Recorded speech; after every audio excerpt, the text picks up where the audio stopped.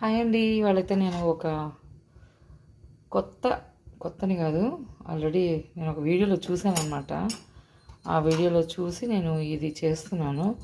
ఆలు మిగిలిపోయిందండి and rice కూడా మిగిలిపోయింది ఇంట్లో.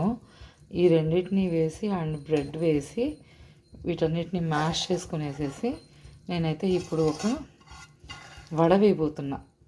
సూపర్ ఉంటుందండి వడ. మొన్న ట్రై చేశాను నేను ఆల్రెడీ. ట్రై చేసి నేను మళ్ళీ మీకు రెసిపీ అనేది పెడుతున్నాను అనమాట. ఒకసారి ఎలాగో చూద్దామా. ఫస్ట్ ఈ ఆలు అయితే మనం మ్యాష్ చేసేసుకుందాం ఫుల్గా.